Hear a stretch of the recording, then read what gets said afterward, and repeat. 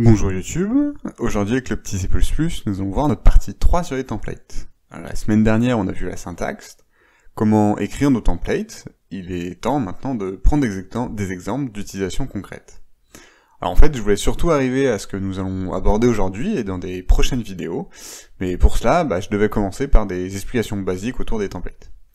Du coup, aujourd'hui, nous allons parler de la programmation par politique, par trait et d'autres éléments de ce style liés aux templates. En gros, on va parler de programmation générique. Alors la programmation par politique, qu'est-ce que c'est? En fait, c'est un type de programmation avec une visée ultra générique. On parlera de classes politiques. Ces classes serviront à définir un comportement qui sera injecté dans votre code. Alors on va prendre un exemple simple. Je voudrais par exemple réaliser des additions, des soustractions et autres actions sur l'ensemble des éléments d'un vecteur. On va écrire ce code pas à pas. Alors, notre fonction opération prendra un vecteur de n'importe quel type et renverra un objet du type de notre vecteur. Nous voulons réaliser une opération sur chaque élément de notre vecteur. Nous aurons ici du coup un parcours basique. Et pour gérer notre comportement à adopter sur chaque élément, nous allons rajouter un template qui représentera notre classe de politique. Alors une classe de politique, ça serait par exemple ça. Une structure, addition, qui possède une méthode statique accumulée. Le code est simple et plutôt clair. Ici, nous réalisons une addition entre des éléments et le résultat est stocké dans le paramètre out. Pour utiliser cette classe, nous allons compléter justement notre fonction opération que nous avons fait au préalable. Donc du coup, dans notre for, nous allons écrire cela. Et qu'est-ce que ça veut dire? Tout simplement que tous les types définissant une méthode statique accumulée pourront être utilisés comme template politique. Ainsi, nous pouvons très bien imaginer une autre structure qui, à l'inverse, réalisera une soustraction, tant qu'elle définit une méthode accumulée. Mais nous pouvons aussi imaginer un comportement différent pour la structure addition qu'en utilisant, par exemple en utilisant un autre type comme string. Additionner des strings peut être interprété comme concaténer des strings. Et c'est ce que nous ferons avec cette spécialisation de la structure addition. Pour appeler cette méthode opération, nous allons créer deux vecteurs, un d'int et l'autre de string. Si nous voulons faire la somme des éléments du vecteur qui s'appelle exemple, nous pouvons appeler notre méthode de cette manière-là. Ici, nous ferons l'addition de tous les éléments d'exemple.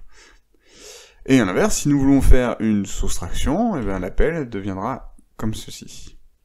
Et enfin, si nous voulons concaténer les strings de notre vecteur exemple 2, nous pouvons faire cet appel-là. Alors, oui, on peut rajouter des sécurités autour de ce code, parce que il n'est pas très sécure à l'heure actuelle.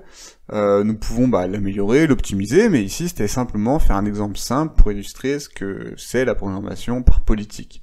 C'est créer une structure qui va contenir une méthode, quelque chose, qui va définir l'action que nous voulons exercer sur certains objets.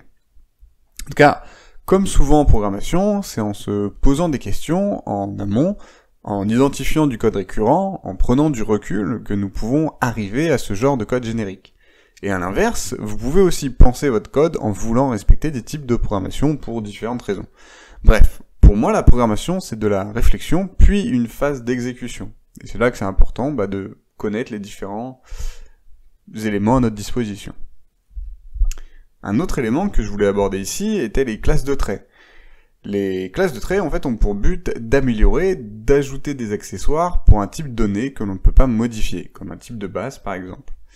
Une classe de trait n'a pas pour but d'être instanciée et est principalement composée d'éléments statiques. Quelques classes de traits existent dans la std, dans l'include limit par exemple, ou encore dans l'include type trait. En tout cas, je vous invite à fouiner pour en trouver quelques-uns, et vous allez voir que c'est très pratique. Mais bref, pour l'illustration, comment faire une classe de trait qui a pour but de donner une valeur invalide? Nous allons créer une structure vide, templatée, qu'on nommera invalidValue. Puis nous allons spécialiser cette structure, et pour chaque spécialisation, ici pour les types int et string, nous allons ajouter une méthode invalide qui nous renverra une valeur que nous aurons nous-mêmes définie comme étant notre valeur invalide. Alors il y a plusieurs options pour réaliser cela, mais C'était le principe, encore une fois, de montrer qu'est-ce que c'est qu'une classe de trait, et compléter un type que l'on ne peut pas modifier. Les templates permettent d'ouvrir la porte à la programmation générique, et pour moi, ils sont un élément majeur du langage.